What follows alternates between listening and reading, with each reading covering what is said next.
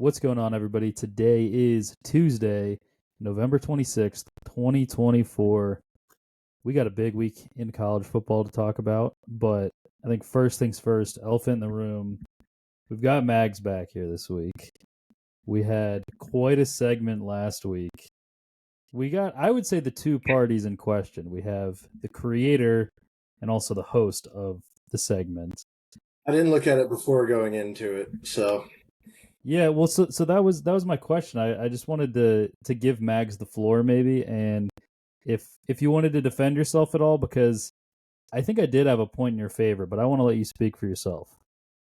Listen, I don't. I'm not one to make excuses. First and foremost, um, a finger on most American keyboards. I don't know how many international listeners we have. The one is next to a two on the American keyboard here, at least on a MacBook. I don't know about other ones, but so it was just a simple slip of the finger. Things happen. I was rushing, so not rushing like that, rushing in it, and so things happen. I put the team name above the record. I'm not one to make excuses. But if I were, the team name is above the record, and I would expect the person administering that to mention it. But again, I'm not one to make excuses. Yep. I mean, me either. I definitely wouldn't make any excuses. But let's just say that if the host had been on a flight from the West Coast not that long and previously before the meeting was held, and kind of wanted to be surprised himself by reading through the blind resumes, didn't look at it or prepare beforehand, so that I also could feel like I'm at least a partial participant in it. Um, and then I got excited presenting the information and kind of breezed through some things that I knew were wrong because I was sitting in a sports book in Vegas watching the Tennessee game, the whole thing, the entire game. But we move on. Also, the power index thing, that's 100% on me. I just completely blew right through that and just read the number next to the parentheses or whatever. So that's on me as well. Yeah, so that was going to be my point. Was that I honestly forgot about the Tennessee thing. If Mags didn't even bring it up, I would have forgot about the record thing. Yeah, I was more asking about the rankings thing because I have yet to see the document. Right, I did not see the document. I I think I was like it better that way.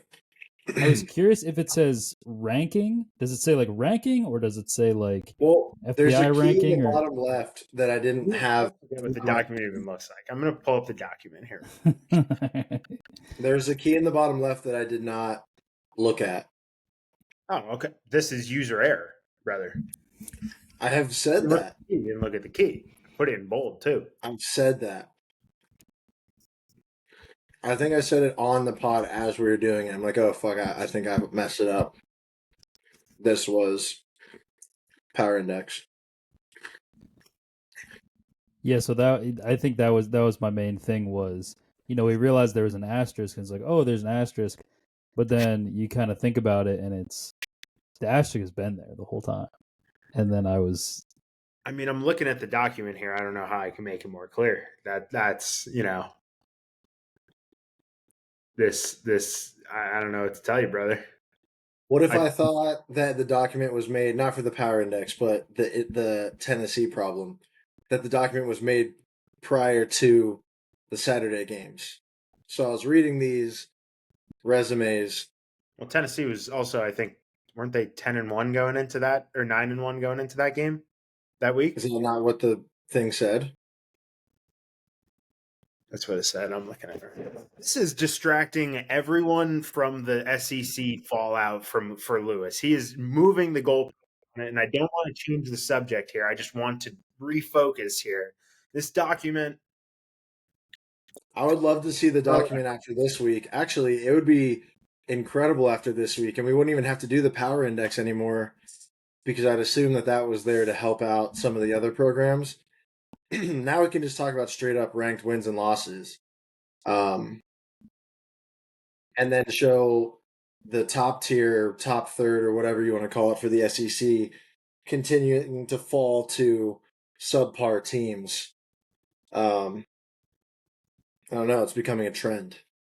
Yeah, I mean the only need for a blind resume was when you had so many teams with that similar record, and they, there's no point. There's no point to me in comparing a 9-2 team or a 10-1 team to a 9-3 team or 8-3. Sorry, 8-3 is Yeah, jarring. 83 is crazy. 8-3 is jarring to look They're at. gonna move the goalposts in the first year of the 12-team playoff, just to stuff it with potentially mediocre SEC teams. Well, you're not moving the goalpost if it's the first year. They haven't put the goalpost in the ground yet. But the thing is that they go off of the previous years of the 4-team is like, I know everything. Most of what I say is Penn State. I'm just going to lean into it. I don't care. A 2-loss conference champion was held out of the playoff in previous years, and they're going to throw in 3-loss teams that have multiple unranked losses. Crazy. Who said they're going to do that? They are going to do it. SEC Lou, what is your ideal outcome for your conference to get into the playoff? Is are you eyeing up 4 spots here, or are you I think 3 is pretty much guaranteed, right? Georgia, Tennessee, and Texas. Yeah. Well, so I don't know when you say they are going to do that, I did some number crunching today, and I actually don't see a way they really can do that, because I think right now, so I did a win and you're in this week, right? So a list of teams that if they win this week, regardless of what happens in conference championship week, they get in. First 2, I think, are Oregon. I think even if they lose, they're in. And I think Texas, if you do the math on it, they could lose and drop to 2 losses, and then there are a 2-loss SEC that's not in the conference championship that also doesn't have any great wins, but I still think they are probably in even if they lose. And obviously if they win, they're in. And then besides them, I had Ohio State is in that category. They can probably lose this weekend and they would still make it as a 10-2 team. Yeah, I would say so as well. So yeah, those 3, and then I had Penn State, Indiana, Notre Dame, Georgia, Tennessee. So that's 8 teams, 3 of which are SEC teams. And then there's 4 spots left, right? So there's their group of 5 rep, which is probably going to be Boise. If they lose, I think it's probably just the winner of the AAC, because I think Army and Tulane are the next 2 best teams. So yeah, I'm looking at it. I'm looking at the AP right now. Tulane is number 18. Army is number 25. Right. But they play each other. They will play each other in the AAC championship if they both win. The ACC champ will be a spot. So SMU is in that game, and they're going to play either Miami or Clemson. So, and that's a game that'll have to get revisited in a second. Third spot is the Big 12 champ, which that's a fucking mess, because I'm looking at it right now. Arizona State, Iowa State, BYU, Colorado all tied on conference record, and Arizona State beating BYU last week is the only head-to-head that any of those 4 teams have against each other. So I believe right now, if they all win next week, I think it's Arizona State and Iowa State, but right. I don't know if the tiebreakers change because of like who they are yet to play. But I think it's clear the Big 12 is going to get their champ in and nobody else. They probably aren't even going to get a bye if Boise takes care of business. So that's pretty much one at-large spot left. And I think it's going to be... So you're basically deciding between the loser of the ACC championship or a 3-loss SEC team. And I don't think the only way that the loser of the ACC champ... Well, so if it's SMU and Miami win, they'll play each other. They both have 1 loss. I think even one of them losing the conference championship, they're still... Like, they still finished the same amount of games as these SEC teams with just 1 loss. I am a big, like, you should not penalize losing the conference championship. So if SMU comes out in these rankings and they're 11, and then they win next week, they stay 11, and then maybe they lose to Miami, they should still be 11, in my opinion.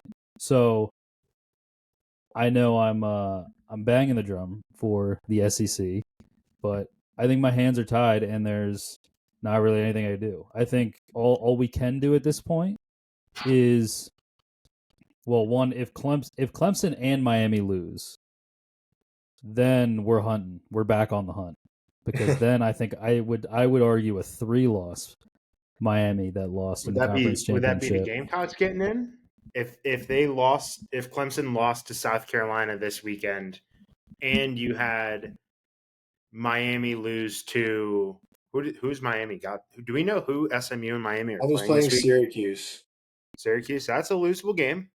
and SMU's got Cal. So That's not a losable game. all right, I think all right. So I guess what I was just pre-bitching for if they tried to do it, because I was thinking about it like after this chaotic weekend. Um, I guess really the way it would get hairy and where you could almost convince me, which I don't even think you really could, if Texas A&M beats Texas Saturday, that I could think throw a wrench Texas into the falls works. out if they lose that one. I don't know if they do that I mean, because they'd have two ranked losses inside of 15 as it stands right now. I think that things would get very messy if you had Texas A&M beat Texas and Clemson beat South Carolina, and you had to compare the resumes of a 10-2 Clemson and a 10-2 Texas, because Texas really doesn't have much to hang their hat on if they cannot beat Texas A&M this weekend. And I mean, I Clemson, still think they get in. I'm not saying it's right or wrong, but I think they yeah, will. it's I don't know. I feel like these things in the 4-team format, these games have worked out for the committee. Like I don't remember how many years we had the 4-team. 10 years. I feel like 9 of the 10 years things have worked out pretty neatly. Last year was the exception with the FSU Alabama controversy, which by the way, I'm an SEC hater and I stand by what they did last year. Alabama deserved to get in over Yeah. FSU. Yep. But so Yeah, I usually think they're things, looking for a fourth team more than they're having to keep out a fifth team. yeah. I think that right now, like I don't know. I don't see 3 losses is a lot in a college football season. I can't see any 3-loss team with those 3 losses coming in the regular season getting into the playoff. I think the other equally messy thing though is if Georgia beats Texas, you then have two teams in Bama and Ole Miss, which I agree, bad losses on the resume, but they are the two teams that beat the SEC champion. And that is the biggest it's a bigger feather in your cap than any of the championship potential teams can stand on. But then at the same time, I don't disagree with what Eric was saying that they're losing to subpar teams, and like those are Ole Miss losing to Florida, Bama losing to Oklahoma. Those are both teams that I would expect Miami, SMU, and Clemson to beat all of them. I do think South Carolina is the interesting one that I honestly don't know. I would need to pull up their schedule because they've kind of been off the radar for long enough. Like, Maybe South but Carolina or yeah, Clemson. South Carolina. But now, What do like, you- they have the opportunity to get another really solid win if they beat Clemson. They They're already have decent wins on their resume. I don't know who their losses are to. they're they have some pretty good losses out. Well, all right, LSU loss looks bad, but the SEC would act like they're a mid upper team. So they lost by 3 to LSU. They lost by 2 to Alabama. Kind of got stomped out by Ole Miss. Beat the shit out of Oklahoma. Beat Texas A&M. Beat Mizzou. Beat Vanderbilt. People try to act like they're any good. Don't act like they're So not. like, yeah, they're not. Mizzou That's still being ranked is a fucking travesty, by the way. The fact that they're yeah, ranked 24 in the country purely to have that SEC ranked win for all of these guys is dude. I don't disgusting. know why it's so hard to just say it's a down year because I know it's either a down year or the talent is spread out a little bit better because of NIL stuff. Because they're just what a conference is now. It's like you drop a few games here and there to middle teams or whatever, but for them to say that they're that good the whole way down, like halfway through the conference, and then there's evidence right in front of us that the teams that they lose to are kind of bad. Like Alabama of old would never have lost those games. Um, I mean, for Vanderbilt, a team that was making some noise in the conference, to lose to an 0-5 Sun Belt team, or a team that's 0-5 in the Sun Belt, is egregious. So it makes me feel good about the 1 point win against Minnesota being kind of frisky in the Big Ten, because it's just like a survive and advance thing now. Yeah, I think that you're right with the SEC. The SEC is just having a down year, and it is what it is. And I think that this past weekend really poked just about any argument that could be made this year in their favor. Just the fact that you saw three ranked teams lose to three like lower tier teams in the SEC when they were poking at the Big Ten schedule for Indiana, Penn State, they still went and won those games, and the SEC didn't. And I think that you need to reward that. And I think same you have to do that for the ACC schools to an extent. I think that the ACC, like, I don't know, it is probably a lower tier than the SEC and the Big Ten, but like there's still some tough environments to play in the ACC, and like there's still some good ass players in those conferences. I think the Big 12 is kind of fallen an extra tier below, and we kind of expected it to. But I don't know. I think the SEC just needs to kind of. I think they're still going to make noise in the playoff anyways, so they just need to kind of take what they can get, and they're just making themselves look like assholes right now. Yep. Okay, well, so here's a question for you. So, okay, so outside, who would you say are the three or the four best teams in the SEC? Is it Texas, Georgia, and Tennessee, and take your pick of Bama and Ole Miss? Is that what we would say? I would say Bama over Ole Miss.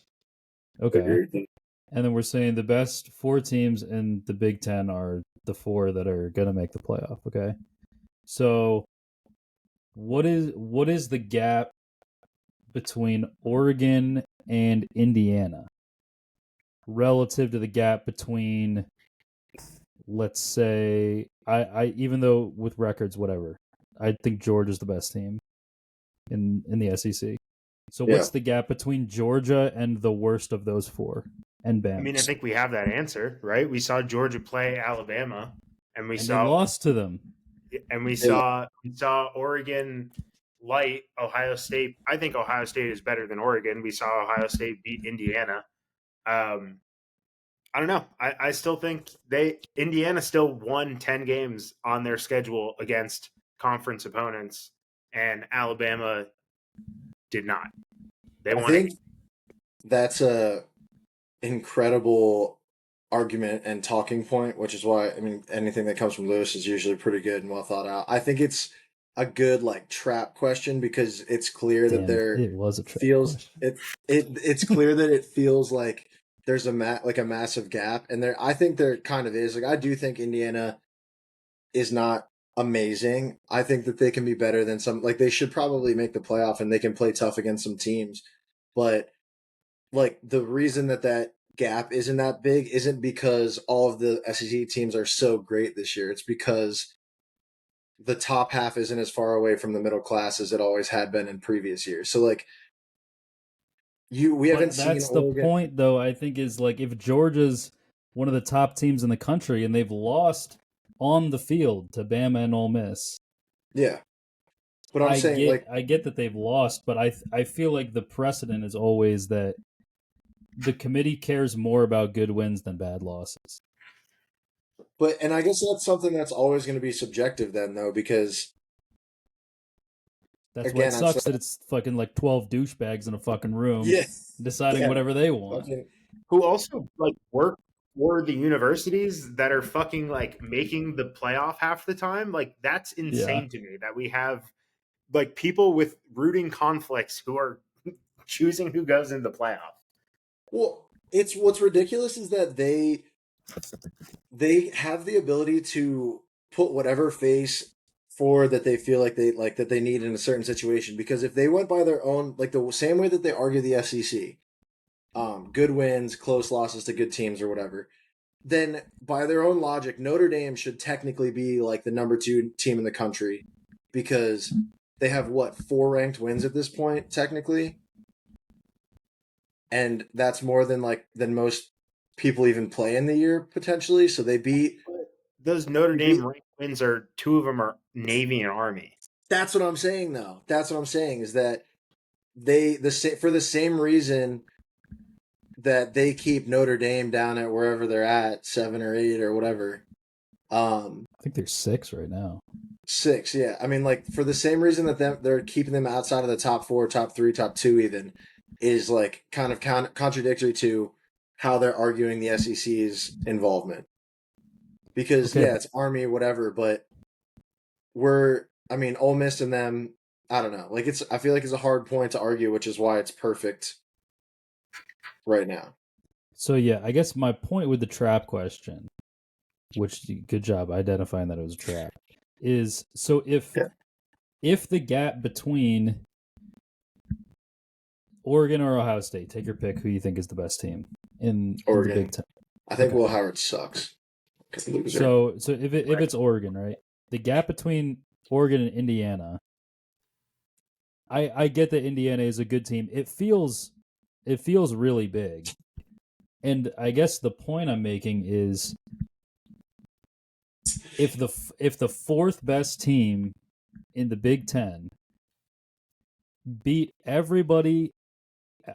their entire Big Ten schedule aside from Ohio State, and they still feel like they're worlds away from, Oregon, who's a top 5 team in the country.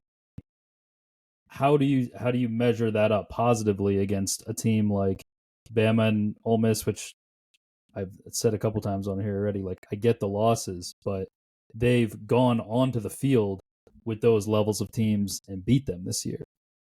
I think 3 losses is. I think the committee sets these cutoff points at some point. Like the first year, they set that cutoff point at 2 losses. And they kind of stuck with it the entire run of the 4-year. And I think that the cutoff point this year is going to be 3 losses. Like 3 losses in the history of college football has been a bad year of football for any pro. If you ask any top 25 program, you're going to finish the year with 3 losses. If you told Bama, Clemson, Ohio State, any of them 3 losses, they'd be like, that is an awful season. Like you would consider firing your coach at some of these programs. And yeah, I get that the SEC is a better conference, maybe overall from the top to bottom talent. I just think that you can't excuse away 3 losses like that. Even if there is a better quality, you should be a better team, and you should be like Oklahoma. Losing to that Oklahoma team is terrible. You can't lose. What was it? 24-3 was the final score. This Alabama team, I also saw this. They're like the greatest team ever assembled according to like recruiting rankings, and they lost like that. I just think that the 3 loss cutoff is kind of, it shields everything else from what is being said in my mind. And I think that my bubble conversation is more looking at the 9-2 Clemson, 9-2 Arizona State, who else? 9-2 Iowa, like those types of schools who only had 2 losses versus the 3-loss SEC schools. Yeah. So I think there's 2 parallel discussions going on at the same time. One is, should Bama and Ole Miss make the playoff? And I am definitively saying no. But I think that the last few weeks on here, there have been a little sprinkling in of, Big Ten versus SEC. What's the best conference in the country? And I'm just making that argument that I think you kind of said it in there, that I think top to bottom, I think the SEC is a better conference. Because I think that, sure, Texas doesn't have a lot of of great wins, but I think Georgia, I honestly think Georgia, oh my God, I don't want to say. Is Georgia the best team in the country? I don't know. I actually think Georgia is going to be at least going to the top 4 in the playoff. I think they're still a very good team. I was about to say that, and then I saw Carson Beck's face, and I was like, yeah, maybe not. Fuck.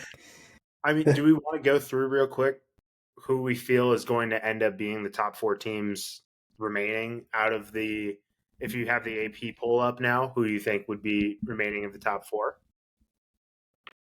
Well, so I think it depends on the draw. Let's go off of this projection that Corey sent earlier today. Okay, wait, let me pull it up. Is it in the I text? have it up if you just want me to read. I don't know if there's a better way to lay all the teams out there, but You know what? Yeah, Eric, why don't you just read the matchup and then we'll just pick a winner from the matchups. all right. Well, here are the teams on the bye. So Oregon 1, Georgia 2, the U 3, Boise State 4. So those are the teams on the bye. The 12-5 matchup is Ohio State and Arizona State. I think that's pretty consensus. Ohio State would win that one. Consensus Ohio State, and then we'll just go from this leg of the bracket. So then it would be Ohio State against Boise State, and I think you said consensus. Yeah, I think Ohio State would be winning that one as well. And then the 11-6 matchup is Penn State versus Southern Methodist University. I would imagine Penn State wins that one. I'd imagine. I like the Penn State game, and then we would get the U in the next round, which I don't know. I feel like I like.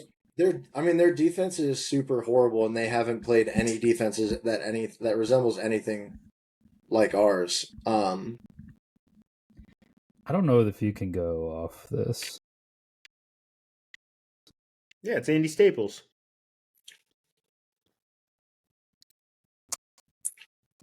Andy Staples. I guess so. I mean, it'd be fun to do anyway if you just. No, I think everything's kosher in here.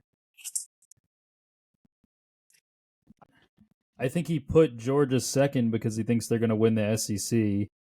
But does that really drop Texas from 3 to 8 for them? I feel like if they've been saying that Texas is the number 3 team, and then they lose a close game to Georgia, I feel like the furthest they drop is 6. Yeah, I would imagine they wouldn't drop below Penn State. Well, we could just go along with this hypothetical that may or may not be realistic, but so that would put Ohio State in the bottom left. I want to cross the bracket like a dummy, but then it has Penn State against the U. It's pretty hard for me and Mags, I think, to weigh in here. So from the outside looking in. Do the bye teams host that quarterfinal game? No. They're in a neutral site bowl location. Yeah, I mean, I would say Penn State's the better roster. Cam Ward's the best player in the field. So yeah, I think it's tough to say. I would imagine it's going to be in the Orange Bowl. I don't know the exact one, but I would imagine it would be in Miami. Right? Is the Orange Bowl Miami? Yeah. Yeah. Is Citrus on this side then? Then the other part would be Notre Dame and IU in a playing game, or the 7-10 game, which I actually think would probably be a pretty good game. I got Notre Dame winning that, and I got them. I think Notre Dame sneaky is like the 3rd best team in the country. I really like Notre Dame.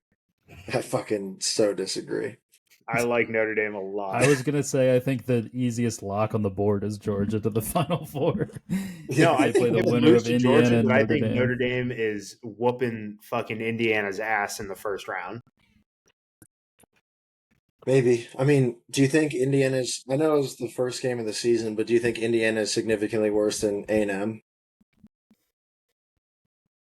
No, I think they're better by a touch. I think they're better than A&M, but I think Notre Dame has like they flipped the switch or something. They figured something out. Their offense just looks like awesome. Yeah, SEC Lou, he will make the concession there that the 4th best team in the Big Ten is a touch better than the 7th best team in the SEC. Thank you. All right, so I mean, Max, for their offense to be incredible. All right, here are the teams that they blew out: Miami of Ohio, Stanford, dogs, Ben Roethlisberger, Florida State, Navy, dogs, Virginia, and Army. Dogs. Support our troops, dogs. They beat Louisville by a touchdown. Georgia Tech, okay, I guess that's a blowout. Georgia Tech by 18. Don't And make me get my Notre Dame hat for this conversation, brother, because I will. they blew out Purdue. Listen, Notre Dame, they have a track record of coming out in big games in the postseason and winning big. All right, give me Notre Dame over Indiana. I would say the opposite of that. Yeah, that was a joke. Oh they fuck have yeah! quite As the I opposite. was biting down on the bait, I realized. All right, that the fine. hook Well, was let's in my just take mouth. it. Mags' mind, it's Notre Dame, Georgia. And us, it's IU, Georgia. Doesn't matter. Georgia's going on. So in this side of the bracket, it would be Georgia v. Penn State, potentially, to get into the championship game. Top left, we have Texas, Tennessee in the first round. So the 8-9 matchup, which I think I'd probably take Tennessee in that. I think both those teams are getting blown out by Oregon, though, regardless. I think Oregon is a much better football team than both of them. So we got Oregon, Ohio State. I think Oregon might beat them twice. Hard to beat a team twice. But what about 3 times? What does it say about 3 times? 3 Fuck the times, peace I signs. think shame on me. Something like that. So we'll say Oregon versus. I'm gonna be more realistic here, but I could totally see a Penn State win. Oregon versus Georgia as our, which is super fucking boring because that's 1v2 in the championship game. But Yeah, I hope they realize that their auto bids for certain things are fucking stupid because they're gonna open up.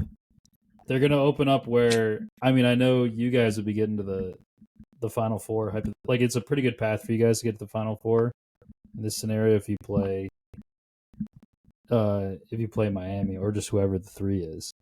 But I feel like they're getting into where they're going to have the 1 and 2 are going to be playing harder games than the 3 and 4. Yeah. And the 3 and 4 are already teams that it's iffy if they should even get the bye and be in the final 8. I stand by my comment from last week that I think the 5 auto bids that they're giving 4 of them buys, I think those 5, it should just get you into the playoff, and then it should be seeded based on college football playoff rankings. I think I agree with that. I think, yeah, I do like that there is some sort of like concrete thing that you have to do in order to get the bye, but in the first year, giving that bye to SMU or Miami or Boise State, it's just not, and making one of Oregon or Ohio State have to play a Big Ten championship game and then again in the first round is not what you want to be the product that you are putting out there, in my mind. Yeah. I'm just excited for the teams like Army and Tulane and all them to just bitch like crazy, even though they know realistically they shouldn't be in. But it's just going to be like if Army ends up only having 1 loss on the season. I like that that's a thing because I think that if you're outside of the top 10, I would not say you have a realistic shot of winning the national championship. So I don't think that you are accosting these number 11, number 12 teams by letting a group of 5 team jump them when the best group of 5 team usually sits around like 15 anyway at the end of the year. Is there something already in place that, because I know schedules are made a few years in advance, but if there's like, I'm trying to figure out a way to make Notre Dame actually do something fucking ever. Join a conference. Yeah, because if they could if they could attribute some kind of weighting scale based on previous rankings to teams, so that when you make your schedule, you're like, all right, this has potential to be like you can land in some kind of tier, almost like in, you know what I mean, like you need like a hardness rating of like how much of a pussy are you to be playing this schedule you're about to play. Yeah, exactly. And like if it ends up that it's a tougher schedule than you planned for, you do not get extra credit for that. Exactly. Or, I mean, you get credit for the wins, but then yeah, exactly. Yeah. Like you can have a good season and make a good bowl game, but like the years that UCF was complaining, and like if Army were to complain, I don't think that they actually would because they know. But like it'd be like, oh, like you lost your 1 ranked matchup, and the rest of your games you like waited out so you could only finish 15 at the highest or something like you're saying. But I don't know. I feel like there has to be some kind of I mean, objective way to do it. I Yeah, will I mean, say with Notre Dame, like if I were them seeing this unfold in the first year, I would absolutely be fine not joining a conference because, like I just said before, I would have no desire to play in a conference championship game if I were Notre Dame, Penn State, Indiana, frankly. Like if you're all you're doing is giving yourself an opportunity for more players to get injured, and you are going to have to play another game. If you lose that game, you are not getting a bye after. You're basically just playing like 4 straight weeks of like hard football. Like it just Yeah. the risk of playing in the conference championship game greatly outweighs the reward, in my opinion.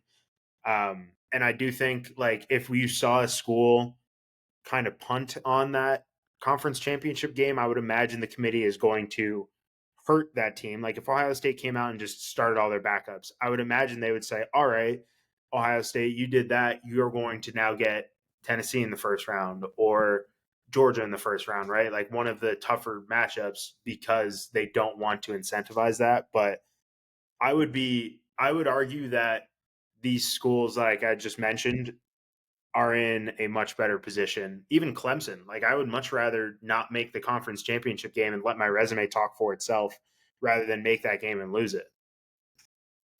yeah, and just to the Notre Dame schedule conversation to revisit that, I said this at the beginning of the year, but Texas, they for as easy as of an SEC schedule as they ended up drawing, which you don't make your own conference schedule, so you can't really say anything there. But they're hard. I mean, they scheduled Bama, and Michigan, and at the time of scheduling them, Nick Saban and Jim Harbaugh were their coaches, and they were two of the best teams in the country.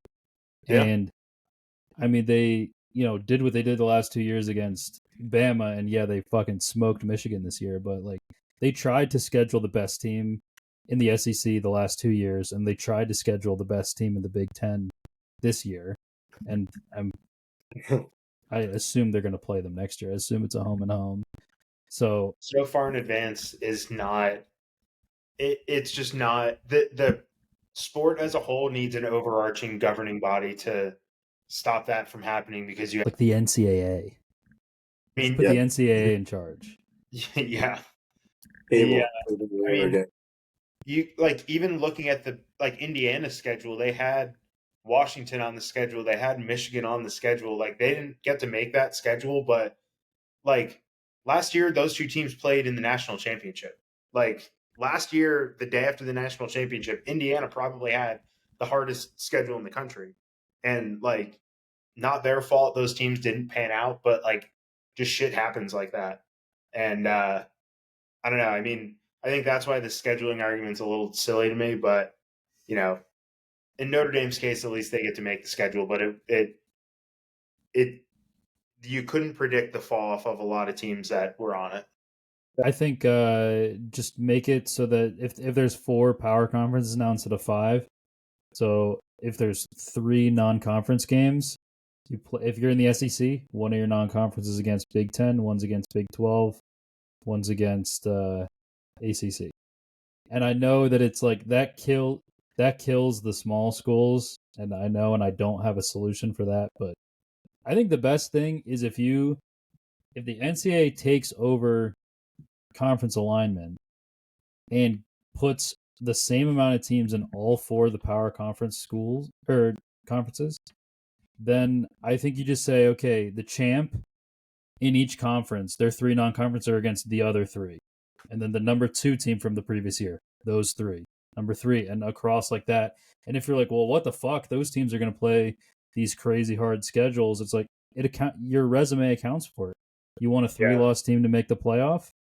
There you go. If you sweep your conference and you lose to the other 3 conference champions or the other 3, the second place finishers from the previous year, that's still a really good resume. You're still you could still, first of all, you could still be the champion of your own conference, right? There's those non-conference games have no bearing on what you can do in your own conference.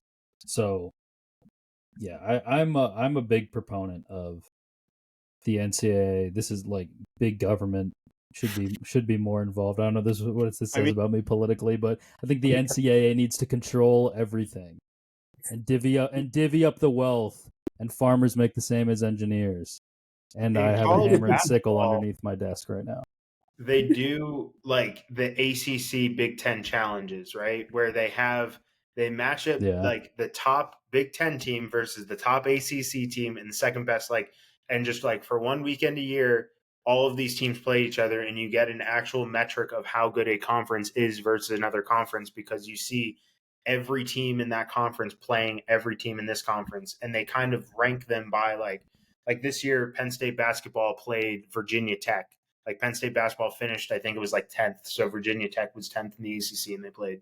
And I think college football needs a version of that where, they can still have 1 week a year where just all of the Big Ten plays the SEC, right? And that would make fucking billions of dollars for everyone involved if they did it. And then you can have a metric at the end of the year saying, okay, like, how do we weigh the SEC schedule? Because guess what? Like the Big Ten beat them 9 games to 8 or some shit like that, right? Like, so you can have that argument, but I agree, Lewis, there needs to be an overarching body. Having these conferences operate on their own accord, everyone's pulling in different directions, and it's ridiculous. You'd think that TV companies, because that's really what it is, like networks, you'd think they'd love that. They'd absolutely love it. Yeah, can you guys please have Texas play Ohio State on our channel, please? Yeah, like if Fox was like, "Yo, we'll take Ohio State, Texas," and then ESPN was like, "Word, we get Oregon, like Georgia," like seems like a pretty fucking fair trade to me, right? Yeah. All right, let's get into NFL here. Last week, very tight last week.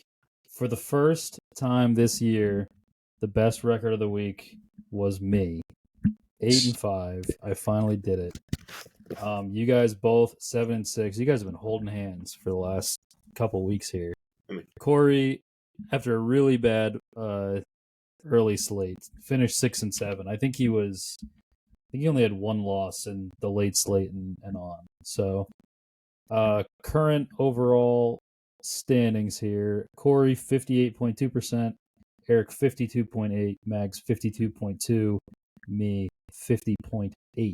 So the three of us on the call right now, very tough. Nobody is safe.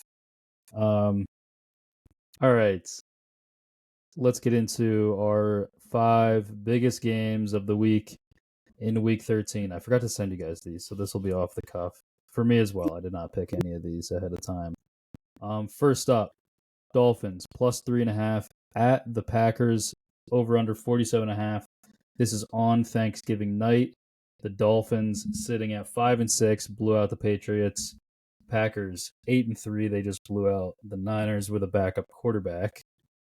I've been riding the Dolphins pretty hard. I kind of want to take a total on this because I feel like last week I picked against the Packers and I was like, can you guys prove it to me? And then they did prove it to me, although I don't know how good of a win the Niners is anymore. But this is definitely a heat check for the Dolphins, I think. It's cold as fuck. I would argue this is the opposite of a heat check. Yes, this is how hot can you stay in the cold? So something along those lines here. But I kind of want to take the Packers in this game just because I feel like it feels like the Dolphins are going to have this run in them, but they probably aren't going to win like 11 in a row or whatever it would end up being if you go from the start of this win streak to the end of the season. And this just feels like a game the Packers win. I think I like the Dolphins. I like the Dolphins and I like their number. It's just the @ sign being for the Packers. Kind of makes me want to take the Packers. I'm honored to be in a heat check game. Anything, it's just bonus football for me now. Even regular season games are just bonus football because I don't have to watch Skylar Thompson or Tim Boyle throw the rock.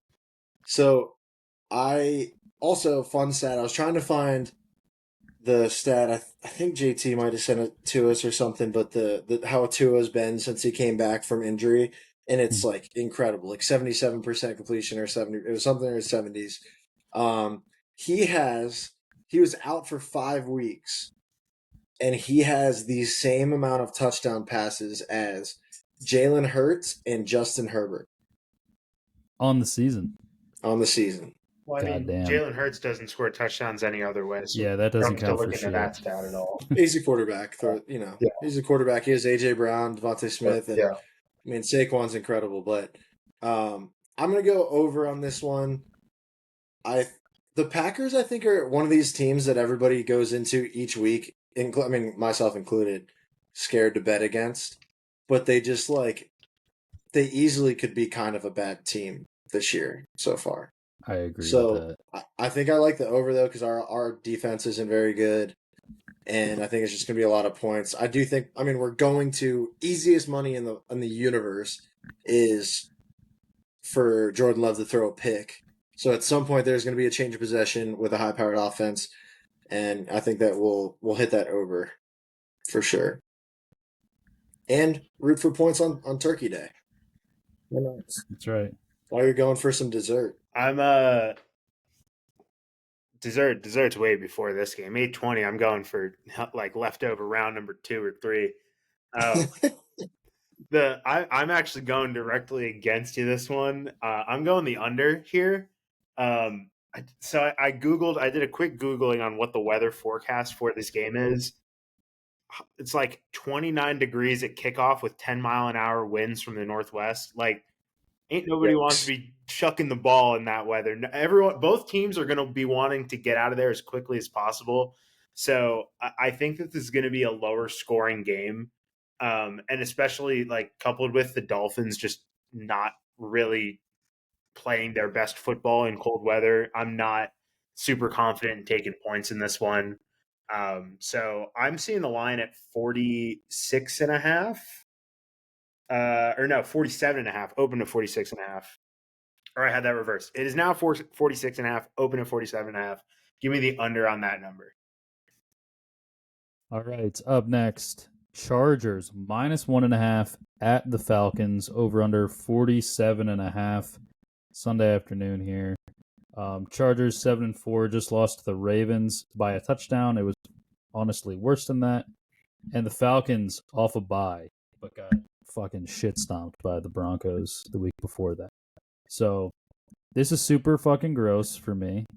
As I said last week, the Chargers have been a bet and forget team. I did pick against them when the Ravens came to town. That worked out for me. This is... I'm a big water finds its level guy, and I think the universe, these teams that are good, not great. I think that the universe needs to balance out. I feel like the Falcons off a bye, even though I kind of like everything else. This is another one where the Chargers are more well coached, but I think if you give the Falcons the bye, I mean Raheem Morris, there's nothing wrong with him. I guess the coach. I just love Harbaugh, but the Falcons have dudes. I feel like every once in a while they just fucking fall asleep for the week and people forget what their roster actually is. And yeah, I think the Falcons have the potential to win this outright. I'm going to bet the Falcons, and I'm going to prep myself to bet on the Chargers next week and against the Falcons next week. But for this week, I'm betting the Falcons. I just looked it up. It's not a crazy difference, but Cousins is 84 and 75 and 2 off a bye. What? I feel like this is another. Eric, He's played 150 games off a bye. Sorry. Not off a bye. That's his career record. We'll fix it. There's in post. no asterisk to blame We'll fix it this in post. week. In my defense, it says that line right above it, and then I'm kind of like Ron Burgundy. If it's on the thing and I'm trying to make a different point, I'm gonna read it. I'm just gonna read it. That's what's gonna happen. I think that the Falcons are kind of like another team that people like. I thought they were good. It's kind of like a dude off situation, and they've just been pretty bad. I think it feels square to bet the Chargers a little bit, but I'm going to go Chargers -1.5 on this one. Oh, you're learning what square bets are. I'm so proud. Yeah, I'm learning. Eric, that reminds me, last week before the Steelers Thursday night game, my dad called me to tell me Mike Tomlin had never won a Thursday night game in his career. And I'm like, Dad, I don't know that to be true, but I'm like 99% sure that's not true because I would have heard that stat before. And then I looked it up and he's like 9-8 in Thursday night game. I think It's like my can't be true that he's never won a Thursday night game. my problem is that I don't even it didn't even occur to me to do the math immediately because that's 10 seasons. Yeah. 10 seasons worth of games. 130 games I just by Kirk Cousins. minus playoffs. I just I looked up what's his record off a bye, and it says Cousins' career record after bye week, and then it has the numbers. I was like, all right, fuck it, that's it.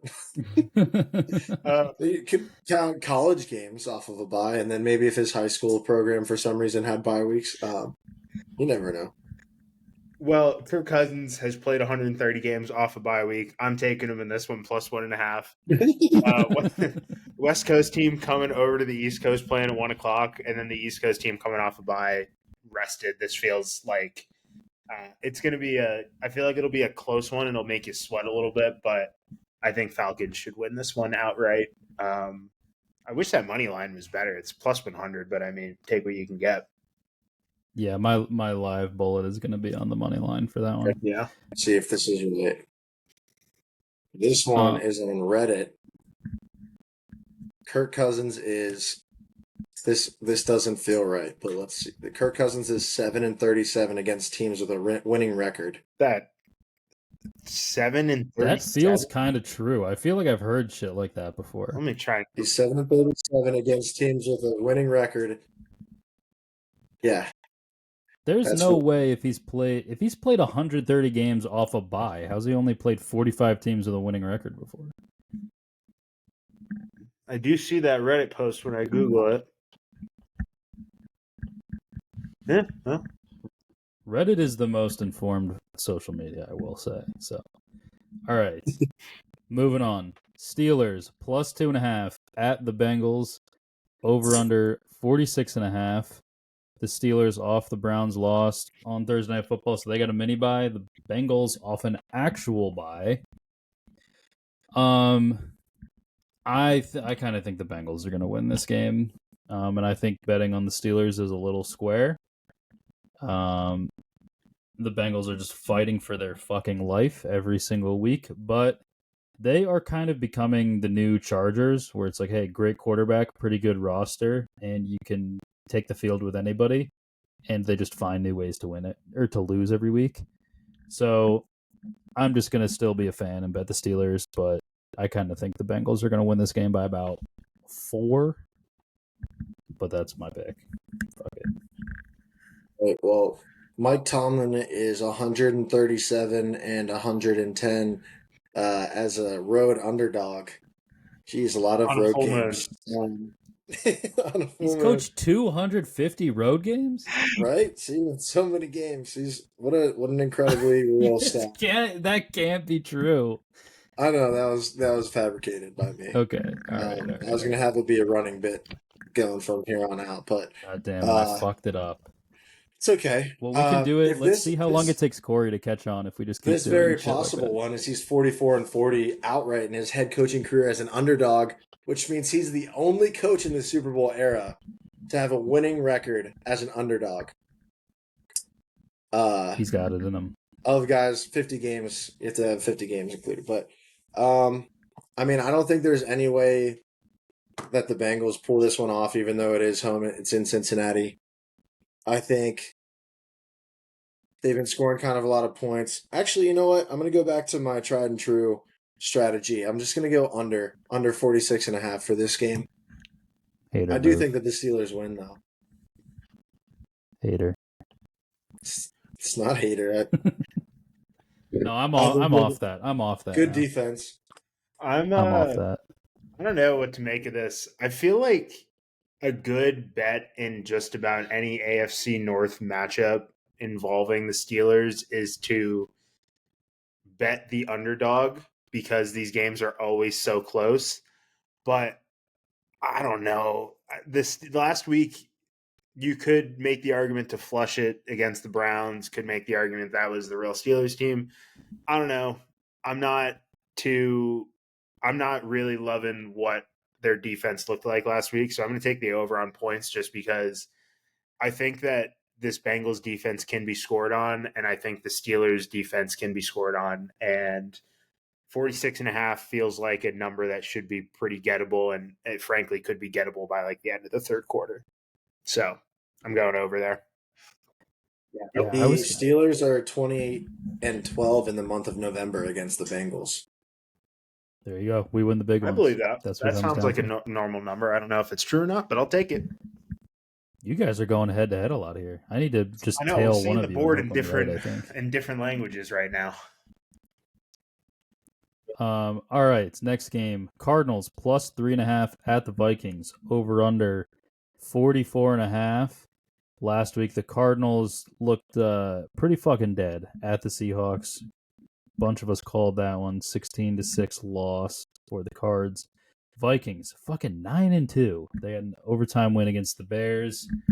They're kind of smacking them around and they let them back in the game. But this feels like, to me, a game that the old Lewis would have saw that 3.5, and because I'm a big ignore who's at home guy, and I've been trying to respect it a little more this year.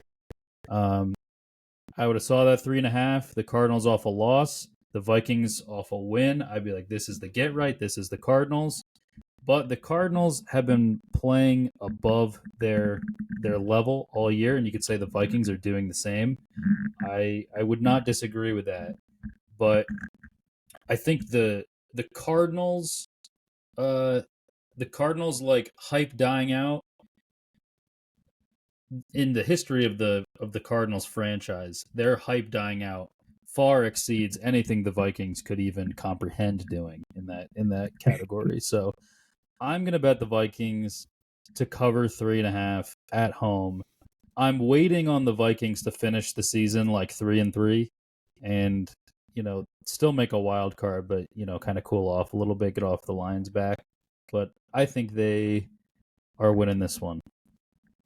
I do not believe in the Cardinals, and it's double XP weekend. Ooh.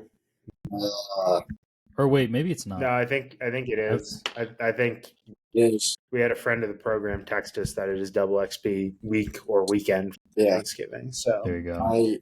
I want to clarify, because no one caught me, I thought you would, that the record of the Steelers versus the Bengals in the month of November doesn't matter because it's December 1st on Sunday. God damn. I was actually going to ask what's their record in December because we play them in week 18, but I think that's in January, actually. Well, anyway, I've been let down by a bunch of teams, and then as soon as the Cardinals got fun before I had a chance to enjoy it, it felt like they're on the down slope. So, I'm looking at it. I'm looking at the Vikings schedule, and like they held the Jaguars and the Titans to very little points, but that makes a lot of sense. And then they let the Bears score a bunch. They scored a bunch. I feel like the number 44.5 feels pretty attainable for me. Just because, like, neither one of them, you don't know which team from either one of them that's going to come out on the field any given Sunday. I think that is probably more fun. I might just, I'm going to go over 44.5. This is one, a couple of tonight that we're talking about, I'm going to forget by the time that I have to send you my full slate picks. So yeah, yours, of the 5 we make on here, like 2 are the same every time. I forget pretty much every. Oh, which one did you give me for the Packers Niners? Did you give me what I put on the show and reverted back to? That was Packers, correct? I gave you the Packers. Good. I usually the show is the show. I on the graphic and in my spreadsheet goes what you text me. Okay, because I do change sometimes because I don't really research these. I kind of look at them. It's based off vibes of what the season's been. So I think I might flip on the Vikings for the Falcons in next week because that's just how they it goes. play next week. Yeah. Oh fuck! I just said I'm going to bet against the Falcons, but if the Vikings win this game, then I'm going to have a hard time doing that. But Whatever. We've made the decision already. We've made the decision. I don't really have a good angle on this one. I really don't like either of these teams. Like I'm zero confidence in either team. I'm looking at the Cardinals' schedule. Like, so they lost by 6 to the Bills. They lost by 7 to the Lions, and then they lost by 21 to the Packers. So they could somewhat stay in these games, but those numbers are all bigger than 3.5. So give me the Vikings minus 3.5 on this one. I was There going to you say it could go. be a fraud bowl, but the Cardinals have 5 losses, so. I think if the Cardinals beat the Seahawks last week, this definitely would be the fraud bowl. Yeah. Vikings right. beat bad teams, and I think the Cardinals are a bad team. So I think that they're Yeah. Yeah. All right. Last game, Eagles +3 at the Ravens, over under 50.5. This is in the late window on Sunday. The Eagles blew out the Rams, who are a pretty good team. The Ravens, I would say, were lined up for a similar win against the Chargers, and then they had the garbage time TD. But I think I kind of alluded to this earlier. I'm trusting the @ sign more. I think these are two teams that I really believe in right now at this very moment. I would love for the Eagles to give the Ravens a loss, considering the Steelers. I don't think it's going to be a winning streak exactly to end the season, so we could use all the help we can get. But yeah, I just think the Ravens, they do trap games, but it lasts longer than a week. Like they'll instead of just dominating for a game and then like sucking for a game but most of the time being pretty consistent, the Ravens are either at their highest high or their lowest you low. can Like see it coming. they're either like handling the Chargers on the road, who is a playoff team, or they're losing to the Raiders, right? It's kind of one or the other, and the Ravens they've just entered back into a high after being in a little bit of a low. And I think they're going to just keep it rolling. I honestly kind of think they have too much for the Eagles. The Eagles feel like a team that kind of similar to the Vikings, that they could beat the shit out of not great teams. But anybody who's like a top 5 team, I think if they get off to a slow start, they could be in a lot of trouble. So I'm going to bet on the Ravens. The Eagles are my lava team. I just can't bet them either way. Saquon's just so damn good. Like, you have the MVP on that side, potentially. MVP talk, MVP caliber. And then you have an actual MVP on the other side of the field.